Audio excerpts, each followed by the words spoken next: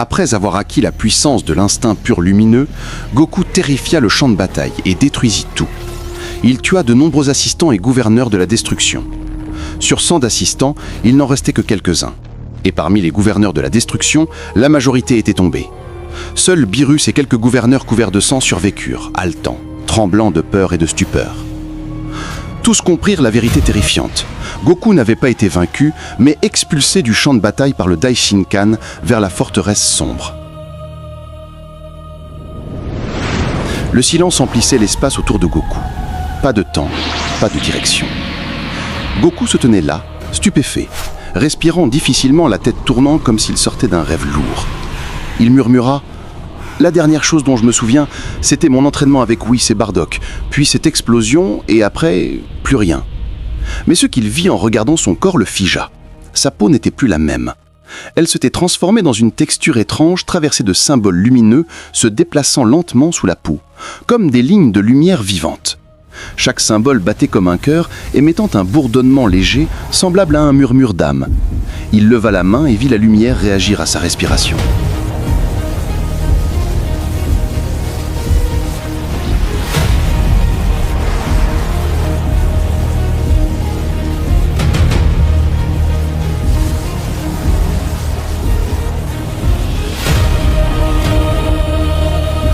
Qu'est-ce que c'est? Est-ce mon énergie? Non, ce n'est pas un instinct supérieur, c'est autre chose. Avant qu'il ne puisse réfléchir davantage, une pression écrasante tomba du ciel. Une force si immense qu'elle faillit le réduire en poussière.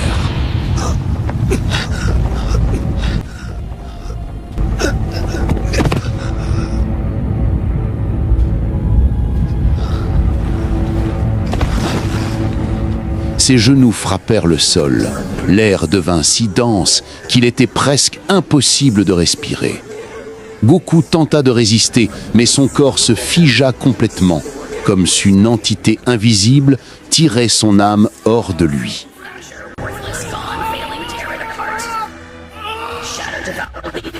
Sortez de ma tête.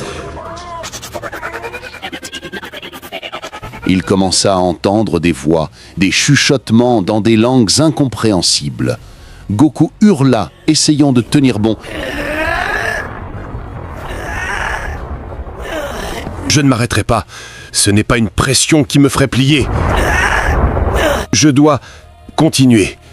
Mais les voix s'amplifièrent jusqu'à ce qu'il sente son cerveau prêt à exploser. Le monde autour de lui disparut. Il s'effondra, inconscient, et les symboles sur sa peau s'éteignirent un à un jusqu'à ce qu'il redevienne normal.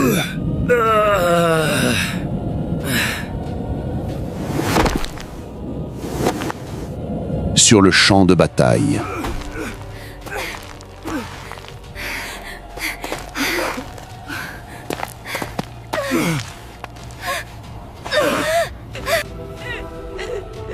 à cet instant, Bardock tomba à genoux, les larmes se mêlant à la poussière. « Non, non, qu'as-tu fait à mon fils ?»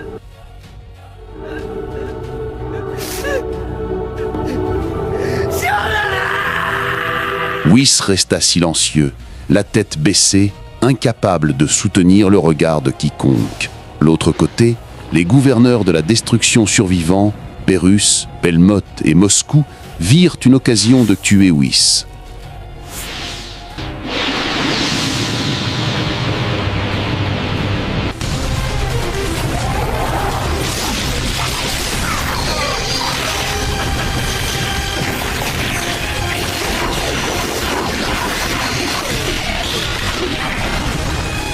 Mais Vegeta, incapable de supporter tant d'humiliation, entra dans la mêlée et se mit à combattre quiconque l'attaquait sans la moindre pitié.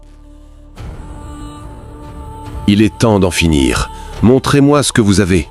Ma puissance ne s'arrêtera pas tant que je ne vous aurai pas tous vaincus.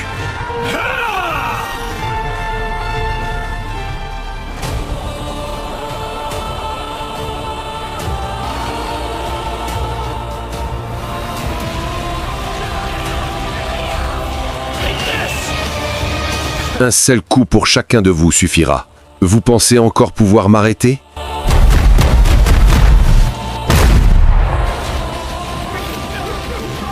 Venez tous. Je vous ferai goûter la douleur à chacun d'entre vous. Le Daishinkan observait la scène de chaos en bas. Il abaissa lentement sa main et dit froidement « C'est terminé. C'est ce qui devait arriver depuis le début. » Le gouverneur suprême resta immobile au milieu du carnage. Son visage à moitié plongé dans l'ombre, un sourire glacial se dessinant sur ses lèvres alors qu'il levait lentement sa main. Au-dessus de sa tête, un anneau bleu tournait silencieusement, émettant une lumière semblable à l'écho des âmes. Whis murmura effrayé « Nous devons fuir maintenant ». Mais avant qu'il ne bouge, le Daishinkan libéra une lueur bleue aveuglante de l'anneau, frappant tout l'endroit d'un seul coup.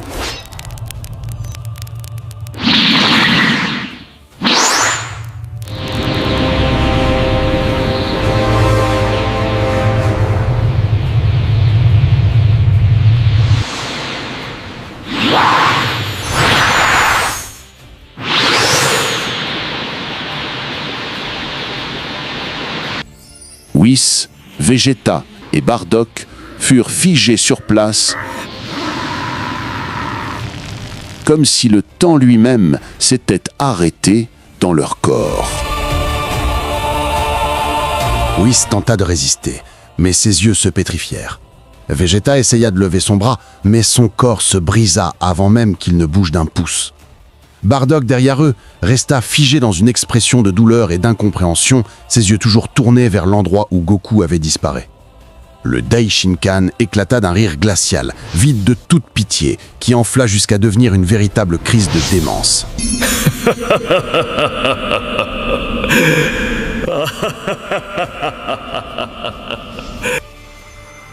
C'est fini. Personne ne brisera les lois. Pas même toi, Whis. Mais avant qu'il ne termine sa phrase, une vibration profonde secoua l'endroit. Une voix douce, enfantine, mais porteuse d'une terreur infinie, résonna derrière lui. « Daishinkan, qu'as-tu fait ?» Le Daishinkan se figea. Son visage perdit toute expression comme si son sang s'était glacé. Il se retourna lentement. Et là, juste derrière lui, Zeno se tenait debout.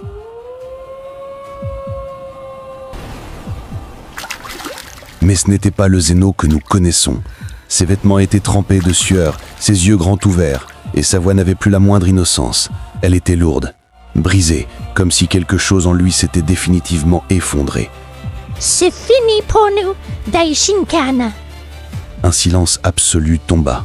Même le vent cessa de souffler, même la lumière sembla s'éteindre.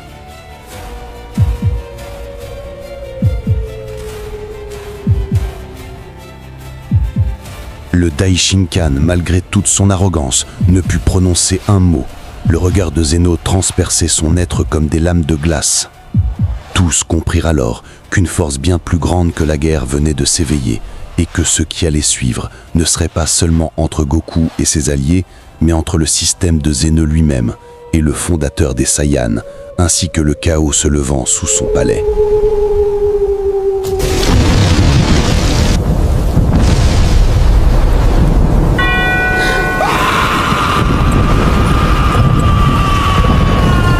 Puis Goku ouvrit lentement les yeux. Il se trouvait dans la forteresse sombre. Les murs palpitaient doucement, comme s'ils étaient vivants. L'air était lourd et l'obscurité semblait le regarder. Goku, haletant, s'appuya contre un mur, puis se releva avec difficulté. « Comment suis-je arrivé ici ?» Devant lui, 3 silhouettes se tenaient en silence.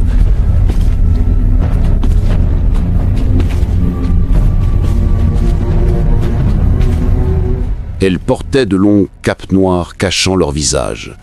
Mais ce qui le glaça, c'était leur aura inversée. Ni bonne, ni mauvaise, quelque chose entre les deux.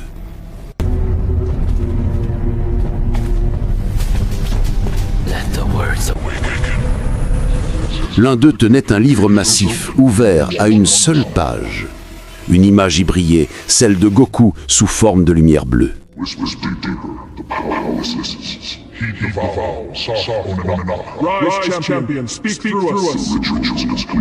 L'autre parla d'une voix déformée, comme si plusieurs êtres parlaient en même temps. C'est lui, le porteur des marques dorées. Goku fronça les sourcils. Que voulez-vous dire? Qui êtes-vous? Aucune réponse. Seulement leur regard pesant, si lourd que l'air devint une muraille autour de lui. La colère de Goku monta, son énergie s'enflamma et il cria « Si vous ne parlez pas, vos corps parleront !» Il frappa l'un d'eux d'un coup violent, faisant tomber sa capuche. Mais ce qu'il vit figea son cœur. Un visage ni humain, ni d'aucune race qu'il connaissait. D'une voix glaciale, la créature dit « Pressé de souffrir, Son Goku ?» Aussitôt, le sol se fendit sous lui, et des chaînes noires en jaillirent, faites d'énergie morte. Elles s'enroulèrent autour de son corps, traversant sa peau et perçant son âme.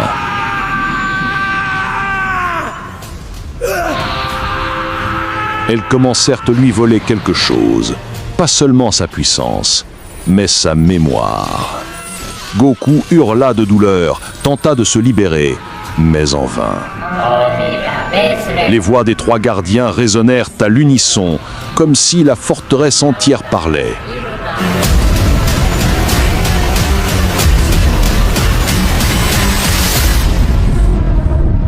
Première phase, purification du corps. Deuxième phase, brisement de la volonté. Troisième phase, châtiment. Sur le champ de bataille, Zeno, le visage livide, les yeux tremblants, dit d'une voix saccadée. Il commence à s'éveiller. Zardoc, le troisième fondateur des Saiyans. Le silence. Même l'air semblait s'être figé. Tous échangèrent des regards et le nom prononcé par Zeno transperça les cœurs comme une lame glaciale. Le Daishinkan trembla, puis recula d'un pas, la terreur clairement peinte sur son visage pour la première fois. Quant à Bardock, il resta figé, les yeux écarquillés, des larmes coulant sans qu'il s'en rende compte. « Zardoc, mon père, il est encore en vie ?» Whis, enchaîné dans l'anneau magique bleu, le regarda stupéfait. « Ton père ? Est-ce cette entité que le père de Zeno avait tenté d'effacer de l'existence ? Comment une telle chose peut-elle encore vivre ?» L'énergie autour d'eux commença à vibrer comme si quelque chose s'éveillait au plus profond des univers. Le Daishinkan leva lentement la tête et dit d'une voix rauque « Nous devons quitter ce monde immédiatement. Personne ne peut affronter Zardoc s'il s'éveille. » Zeno hocha la tête en silence et d'un seul geste, une faille temporelle s'ouvrit au centre de l'arène, aspirant la lumière et les sons. Il parla d'une voix étouffée, tremblant de peur. « Nous retournerons dans le passé avant qu'il n'ouvre complètement les yeux. »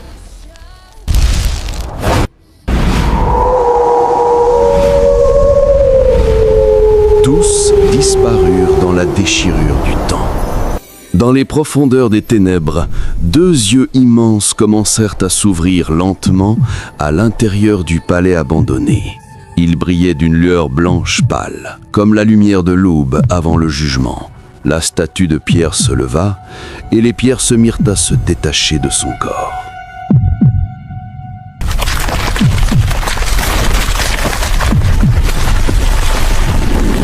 Le sol sous lui se fissura, puis la statue se redressa avec une lenteur terrifiante.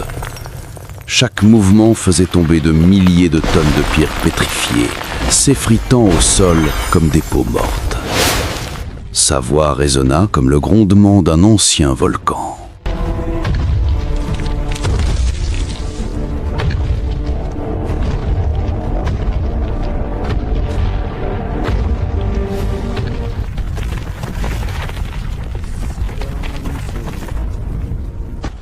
Combien de temps s'est écoulé depuis que je me suis figé ici? Le ciel se déchira et les univers tremblèrent d'un seul coup. À cet instant, la planète entière de Zeno explosa.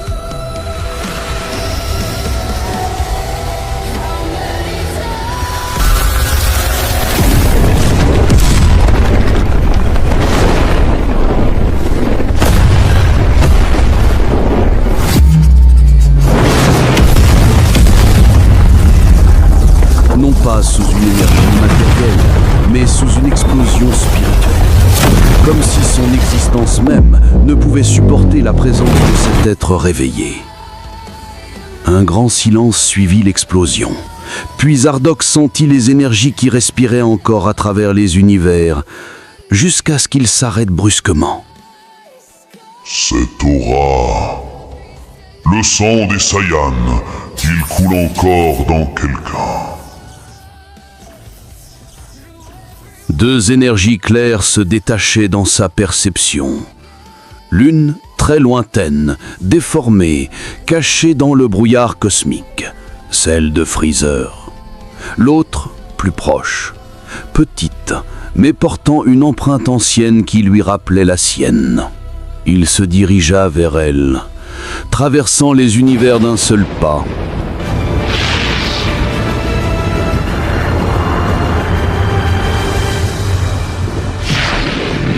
Chaque fois qu'il mouvait, les étoiles se dissipaient autour de lui comme réduites en cendres. En un instant, il se retrouva debout dans l'espace calme, au-dessus d'une petite planète bleue. Puis il dit: Le 7e univers, cette planète Terre, quelle étrangeté.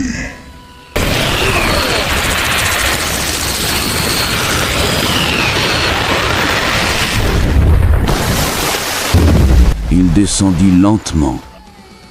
Lorsque ses pieds touchèrent le sol, la planète entière trembla. Les nuages se dispersèrent, les océans se soulevèrent de terreur face à sa présence. Il ferma les yeux pour ressentir la source réelle de l'énergie. Elle venait d'un lieu simple, insignifiant comparé à sa grandeur, d'une maison ordinaire au bord des montagnes. Il rouvrit les yeux. L'air autour de lui se figea. Cette énergie, faible mais pure, c'est mon sang. Le vent s'arrêta et le ciel devint gris. Zardoc leva la tête vers l'horizon et sa voix sortit basse, comme le murmure d'une tempête. Puis il marcha lentement vers cette petite maison. À l'intérieur, Gohan pleurait silencieusement. Il ressentait ce qui était arrivé à son père, comme s'il savait qu'il ne reviendrait jamais.